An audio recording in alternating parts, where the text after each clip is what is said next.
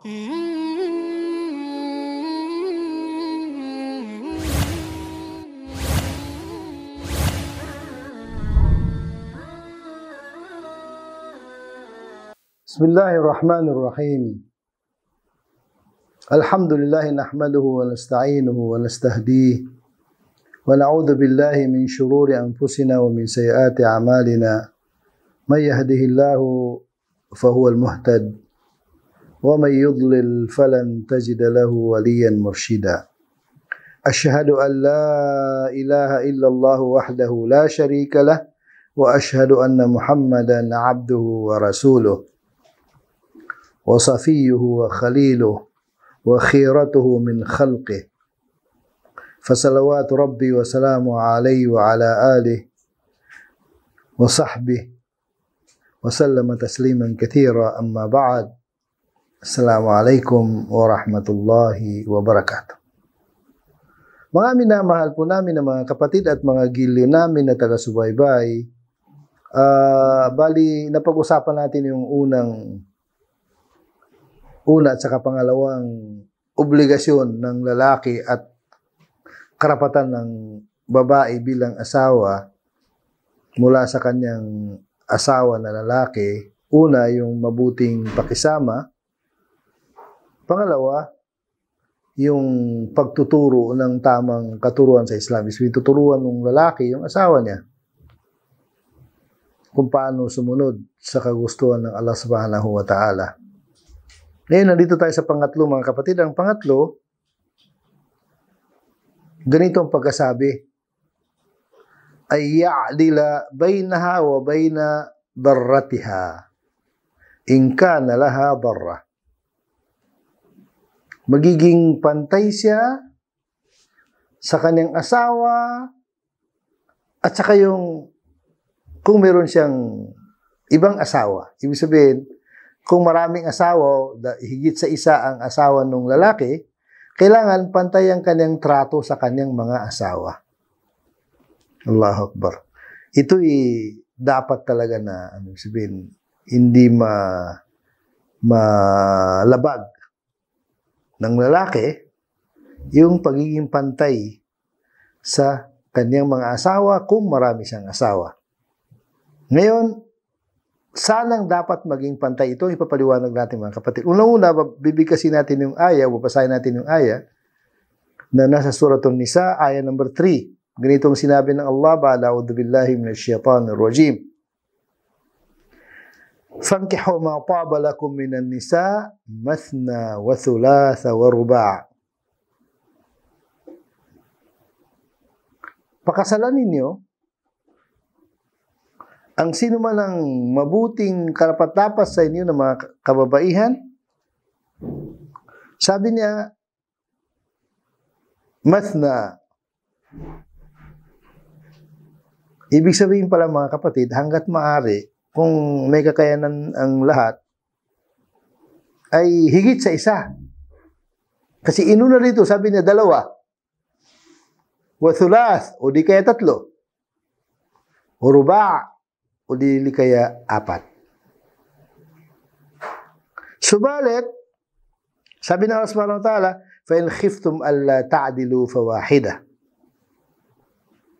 Kung kayo natatakot na hindi kayo magiging patas sa inyong trato sa inyong mga asawa, ay isa na lang. Huwag na ninyong gawin 2 o 3 o 4. Isa lang. Kung hindi niyo kayang maging patas. Allahu Akbar. Aw ma malakat aymanukum. Udili kaya, kung kulang kayo ng kakayanan, ay ang inyong mga alipin na babae. Palagi kong sinasabi, mga kapatid, alipin ng mga babae, noon yun, ngayon halos wala ng alipin na babae. Sabi nila sa Africa daw meron, pero sa atin dito sa Asia, kahit sa Europe, wala nang alipin na babae. Kasi saan nanggagaling yung alipin? Nanggagaling yung alipin doon sa mga babaeng nabihag sa labanan sa Islam, yung tinatawag na jihad. At kapag nabihag ang mga kabaihan at hindi tinubos ng kalaban, yung nabihag na kababaihan, pag hindi tinubos, magiging alipin. Yun ang ibig sabihin ng alipin, mga kapatid. Ay, yun nga, katulad siya sabi ko, halos wala na ngayon. Ang pinakapunto natin dito, mga kapatid, sa ayang ito, sabi niya, kung hindi kaya ng lalaki na maging pantay, o natatakot siya na nangangamba siya na hindi na makayanan maging pantay, ay isa na lang. Doon sa ayah na sinabi ng Allah, fa in khiftum alla ta'dilu fawahida. Kung nangangamba kayo na hindi nyo kaya maging pantay, di isa na lang. Kaya lang, itong pagiging pantay ay pantay sa lahat. Sa trato, sa anuman, magiging pantay sa lahat. Maliban sa ating mga puso. Yung pagmamahal na sa puso natin, ay hindi natin kaya maging pantay silang lahat. Hindi pwede. At hindi ako nagsabi nun. Ang Allah subhanahu wa ta'ala nagsabi nun. Hindi si Ibadiun sa mga nagsabi nun. Na hindi pwede. Kaya huwag kayong mangamba, mga kapatid ng mga kabaihan, kasi yun talaga yung totoo. Hindi natin, yun ang patunay dun sa sinasabi ng nakakarami, na hindi natin kayang turuan ng puso kung saan siya, ano ang napupusuan ng puso natin, ay mahirap turuan. Kaya anong sabi ng Allah subhanahu wa ta'ala bilang patunay dun sa sinabi natin? Sabi niya, walan tastati'u an ta'dilu bainan nisa'i walau harastum. Hindi niyo kaya maging pantay ang tingin niyo sa mga kabaihan kahit ano pang gawin niyo. Sabi ng propeta sallallahu alaihi wasallam, sabi ng mga nagpaliwanag, ang tinutukoy doon sa hindi natin kaya, yung puso natin. Ibig sabihin, kung ikaw bilang isang lalaki, meron kang 4 na asawa na dapat pantay-pantay ang trato mo sa kanila, maliban doon sa puso mo, hindi mo pwedeng turuan ng puso mo na pantay-pantay pa rin ang tingin ng puso mo sa kanila. Hindi na pwede yun. Siguradong meron kang mas mahal doon. Wala na tayo doon. Kasi hindi nga nating control eh. Kaya, kumbaga sa labas na yung sa ating kakayanan. At ang Allah subhanahu wa ta'ala nagsabi. Kaya sabi niya, فَلَا تَمِيلُوا كُلَّ الْمَيْلِ. Oo, hindi nyo kayang turuan yung puso, pero wag kayong masyadong, kumbaga sa lumihis ng tuluyan. Dahil sa hindi nyo kayang pantay sa inyong mga puso ang inyong mga asawa, pantay ang inyong tingin sa inyong mga asawa, pantay ang inyong pagmamahal, hindi nyo kaya, wag niyong gawin na masyadong lihis o malayo. Fadadaruha kalmu'allaka. Dahil yung babae na isa sa mga asawa niyo ay hindi niyo mahal na katulad ng iba, ay sabi niya, may ilagay niyo sa alanganin. Kawawa naman. Hindi naman niya kasalanan. Okay? Kaya dito, ang ibig sabihin, hindi natin pwedeng ilantad ng mga kalakihan. Karapatan nila ito, ha? Hindi natin pwedeng ilantad ng mga kalakihan o ano yung nilalaman ng ating mga kalooban, ating mga puso. Hindi natin pwedeng ilantad. Kaya sabi ng Allah, huwag kayong masyadong diretso na dahil sa hindi masyadong, kumbaga sa kung sakaling unang asawa mo, tapos tumanda na, para bagang lumalabas na nagsasawa ka na, ay masyado mo namang ilantad. Huwag. Nandun pa rin. Nandun pa rin ang concern mo sa kanya, nandun pa rin pagmamahal mo sa kanya. At sigurado naman ako, hindi ito kumbaga sana isisingit ko lang, sigurado naman ako kapag yung babae na nailagay sa ganung kalagayan, ibig sabihin, unang asawa, tumanda na. Sa tingin niyo kaya kung yung unang asawa na yun tumanda na sa pakikisama doon sa kanyang asawang lalaki, kung naging mabuti naman ang kanyang trato at kanyang pakikisama, ang kanyang pakikitungo sa kanyang asawa, doon sa lalaki na asawa nila, sa tingin niyo kaya, ano magiging resulta?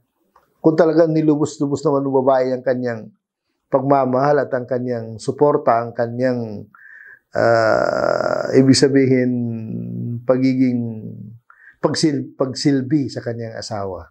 Sa tingin niyo kaya, kung matino naman yung lalaki, mawawala yun, hindi mangyari yun. At ang katibayan natin mga kapatid ay hindi kung sino-sino. Mismo si Prophet Muhammad sallallahu alaihi wasallam ay kahit sino pa ang kanyang naging asawa, ay hindi nalamangan si Khadija, kahit patay na si Khadija. Samantalang si Khadija, nung pinakasalan sa ng propeta, ang edad niya ay 40 taong gulang, samantalang si Prophet Muhammad sallallahu alaihi wasallam ay 25 taong gulang lamang. Sabihin, ang pagitan ay 15 years. Matanda si Khadija ng 15 years. Pero kailanman, hindi nakalamang kay Khadija ang lahat ng naging asawa ni Prophet Muhammad sallallahu alaihi wasallam.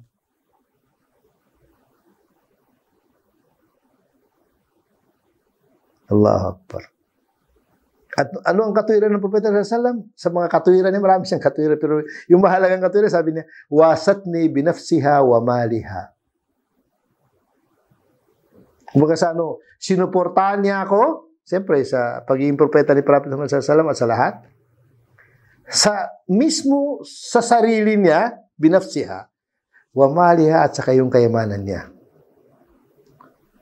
Si Khadija kasi mga kapatid, ang isa sa pinakamayaman na babae sa Makkah, ay sabihin natin, inubos niya ang kanyang kayamanan para suportahan si Prophet Muhammad sallallahu alaihi wasallam sa da'wah, sa Islam. Kaya yun ay kailanman hindi makalimutan ng propeta, sabi niya, hiya wasatni binafsiha wa maliha. Allahu Akbar. At kabilang, siyempre, kabilang sa katuwiran ng propeta sallallahu alaihi wasallam. At sabi niya, ako'y nagkaroon ng anak mula sa kanya. Siyempre kasi mga kapatid, yung 6 na anak ng propeta sallallahu alaihi wasallam magaling kay Khadija, anak ni Khadija. Allahu Akbar. Allahu Akbar. Pero siyempre, kahit ganun pa man, halos lahat ng anak ng propeta galing sa kanya, pero higit sa lahat, yung kanyang naging pakisama, pakikitungo, at pagmamahal kay Prophet Muhammad sallallahu alaihi wasallam. Kaya kailanman hindi na lamangan ng kahit sino, kahit si Aisha. Kahit si Aisha na siya ang bukod tanging dalaga na pinakasalan ng propeta sallallahu alaihi wasallam, ay hindi nakalamang sa kanya. Kaya sa isang pangyayari na merong narinig lang ng propeta sallallahu alaihi wasallam nagsasalita ng matandang babae. Sabi na, sino yung narinig ko? Yung kwento ba, shortcut natin yung kwento. Sabi, sino yung narinig ko? Sabi na, sige nito, sabi na yung matalik na kaibigan ni Khadija. Papuntahin na dito, anong kailangan, mga sa ano yung kaya kong ibigay sa kanya. Kaya, kumbaga sa ano, kumbaga ano natin yung salita, pasabayin natin sa ating pananalita. Ha? Para bagang nasabi ni Aisha, kawawa naman ako. Ang karibal ko, bukod sa patay na, matanda pa. Ibig sabihin, kailanman hindi napantayan ni Aisha si Khadija. Bakit? Dahil dun sa pinakamagandang, pinakamabuting ugali ni Khadija para kay Prophet Muhammad sallallahu alaihi wasallam. Hindi mapantayan ng kahit sino.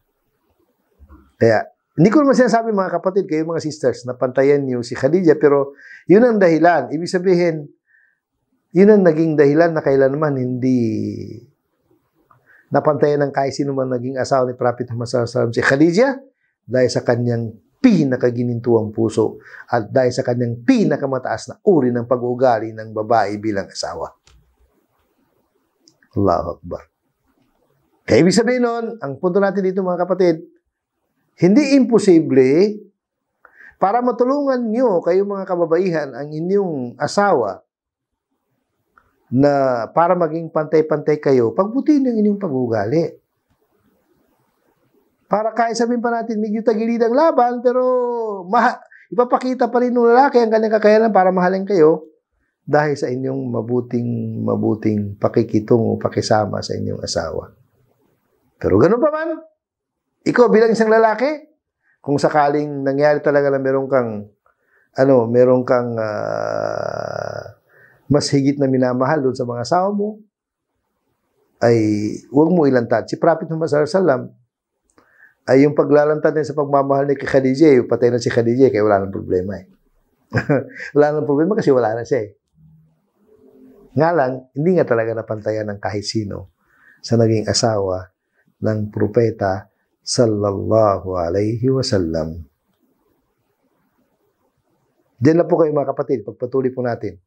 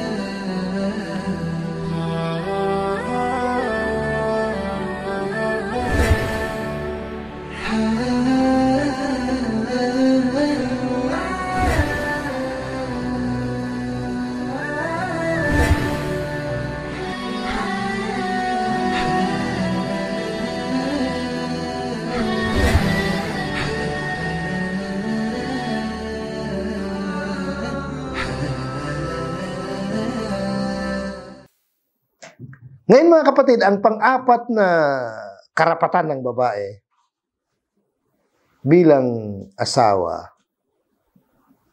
ay dapat na palalagpasin palagi ng kanyang asawa ang kanyang pagkakamali. Okay? Minsan kasi may pagkakamali at may kasalanan. Medyo may pagkakaiba ang kasalanan sa pagkakamali. Kaya huwag masyadong, kahit tayong mga kalakihan, huwag tayong masyadong nakatutok dun sa ano man ang ginagawa ng asawa natin. Konti pagkakamali lang, nag-alburuto na tayo. Hindi.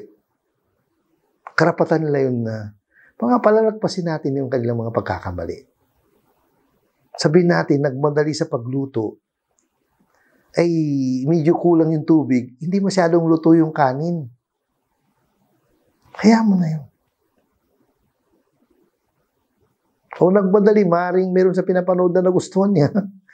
Napadami yung asin, kaya naging maalat.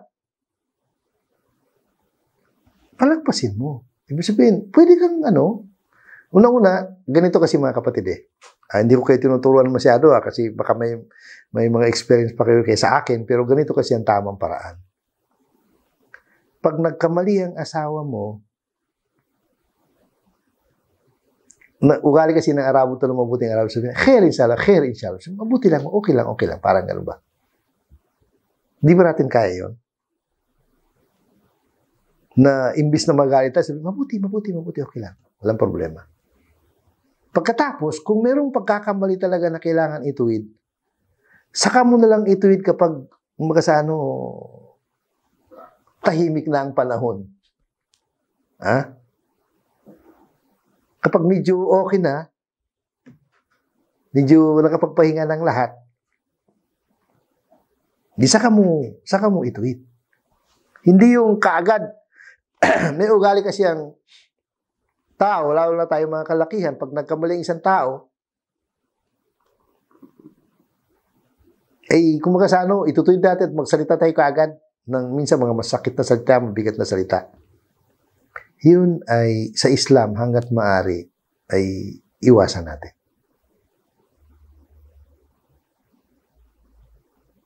Isa sa mga mabuting pamaraan sa pagtutuwid ng pagkakamali ng asawa. Na ibig sabihin, kapag siya nagkamali, o kapag meron kang sinabi, hindi na sinunod, hayaan mo lang. Hayaan mo lang. Kasi alam niyo kung anong mangyari kapag hinayaan mo lang yung mga ganong sitwasyon. Ibig sabihin, ano kasi, ipapakita mo yung concern mo, ipapakita mo yung pagmamahal mo sa kanila. Kapag sila nagkamali, hayaan mo lang. O kapag meron kang gusto mangyari, hindi nila ginawa, hayaan mo lang. Hayaan mo lang. Kasi kung magiging sincere tayo sa mga ganitong gawain dahil sa pagmamahal natin sa ating asawa,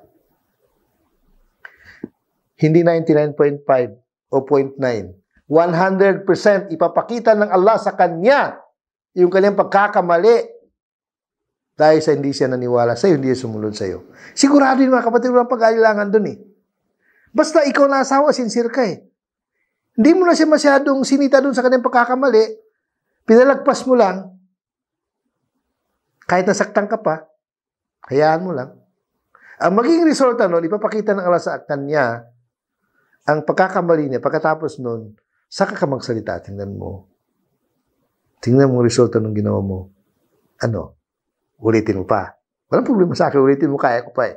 May mga ganong give and take. Kaya ko pa kung ulit mo, pero tingnan mo, ano resulta? Allahu Akbar. Kasi, alam niyo mga kapatid, doon sa hadis ng Propeta sallallahu na 4 na kondisyon ng pagpasok ng babae sa paraiso, ang pagsunod niya sa kanyang asawa. Siyempre, ang pagsunod ng babae sa kanyang asawa, ito karapatan naman ng lalaki to ha, siningit ko lang para lang maintindihan yung paliwanag. Kapag nakasunod ang babae doon sa gusto ng asawa niya na yung gusto niya na 2 kondisyon sa gusto eh. Gusto ng lalaki o utos ng lalaki. Unang-una, ang kondisyon, kaya ng babae. Kaya niyang gawin. Pangalawang kondisyon, hindi labag sa Islam, hindi labag sa Quran, hindi labag sa hadis. Kapag mayroong inutos si lalaki, ito hindi patalastas lang ha. Kapag may inutos si lalaki sa kanyang asawa ng bagay na kaya ng asawa niyang gawin at hindi labag sa Quran at sa hadith, Islamically, kailangan sumunod si babae. Kasi yun ang kasama sa kumbaga sa kondisyon ng pagpasok nila ng paraiso pagsunod niya sa kanyang asawa. Okay? Kaya dahil doon, ikaw naman lalaki, kung alam mo yung ganun pala talagang totoo, katotohanan, ganun ang batas, ganun ang gusto ng Allah subhanahu wa ta'ala, huwag kang masyadong maghigpit. Ang ibig sabihin, kung sakaling meron kang inuutos ng magandang bagay pero ayaw sumunod ng asawa mo, huwag kang masyadong maghigpit.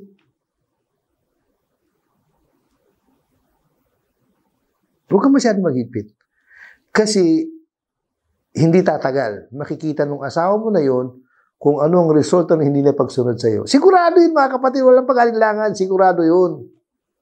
100% yun. Makikita na yung resulta ng kanyang hindi pagsunod sa iyo.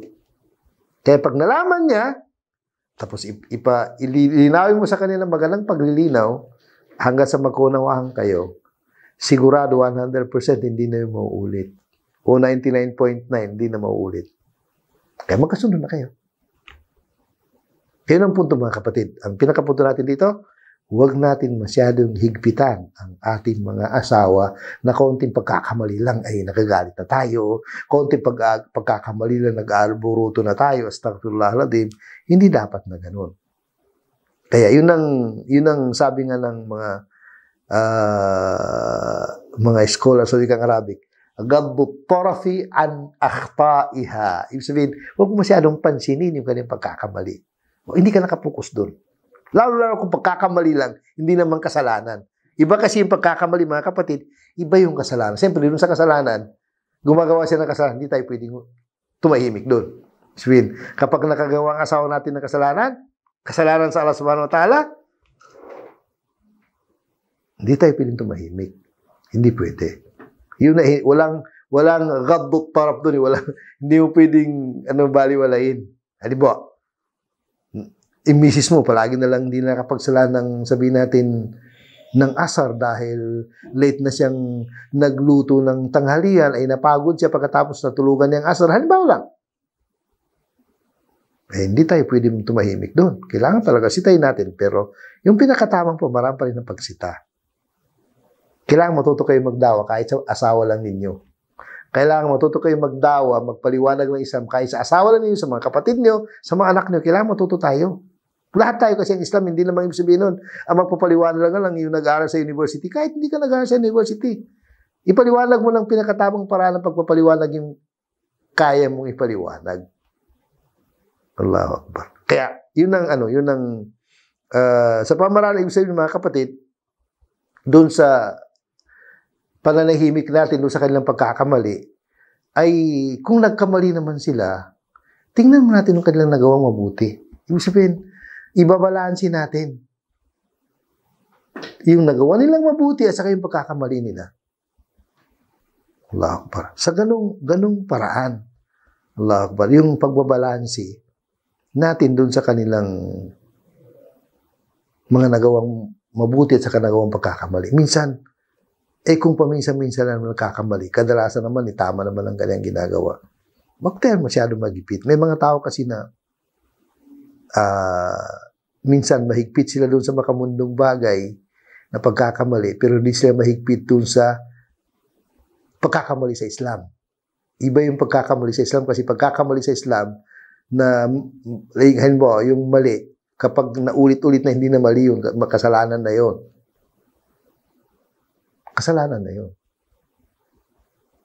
Ang ibig kong sabihin, halimbawa na lang, maraming ginawa, naglaba, nagluto, ano man ang ginawa ng asawa natin sa gabi, ay hindi nagising ng Fajr, ay maaaring wala tayo, napunta tayo sa ibang lugar, hindi nakapagsala ng Fajr. Kung minsan lang nangyari minsan, huwag tayo masyadong magigpit. Pagsabihan natin sa tamang pamaraan ng pagpapaliwanag, pero huwag tayo masyadong magigpit. Yun ang punto doon. Kasi kung hindi naman ay ginagawa ng baka minsan lang, magsasalita tayo, pero yung tamang pamaraan ng pagsasalita. Yun ang ibig sabihin na gaddu taraf anil akhta. Ibig sabihin, yung pagkakamali yun, na hindi naman, pag isa sa pagkakamali, tinutuloy na pagkakamali mga kapatid, yung mga hindi sinasadya.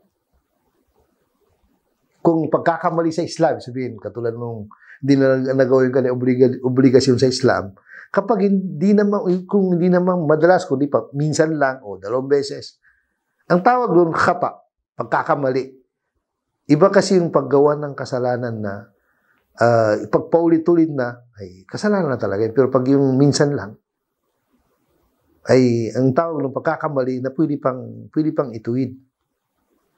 Katulad nun, yung mga pagkakulangan na mayroong dahilan, o yung kakulangan sa pagsunod sa utos ng Allah Subhanahu wa Ta'ala dahil sa mayroong siyang dahilan, iyon ay tinuturing na pagkakamali pa rin yun. Allahu Akbar. Kaya, ano ang sabi ng propeta sa hadith? Sabi niya, la yafraku mu'minun mu'minatan. Ibig sabihin, hindi pagalitan o sitahin ng sino mang mu'min ang isang mu'min. Ang tulito ko dito yung mag-asawa lalaki at sa babae na mag-asawa. In kariha minha khuluqan, radiya minha khuluqan akhar. Kung sakaling meron siya hindi nagustuhan na pag-uugali o nagawa ng kanyang asawa, ay mas marami naman siya nagustuhan. Ayun yung pagbabalansi na sinasabi natin mga kapatid.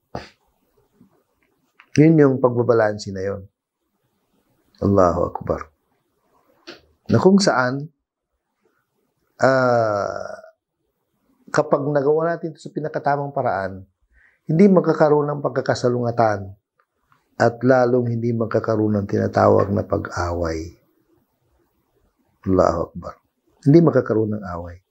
Kaso nga lang kasi, yun ay kailangan natin ng ang pinaka tamang paraan sa pakikitungong ito upang tayo ay magtagumpay sa ating buhay ng pamilya. Okay mga kapatid, yun ang pang-apat. Wag natin masyadong higpitan ang ating asawa sa pagkakamali, dahil kapag masyado tayong mahigpit sa pagkakamali, lalo-lalo yung makamundong bagay lang, maling kilos sa mga bagay na makamundo, hindi naman yung pagkakamali na talagang sa Islam, yung sabihin yung bawal talaga. Huwag tayo masyado mahigpit.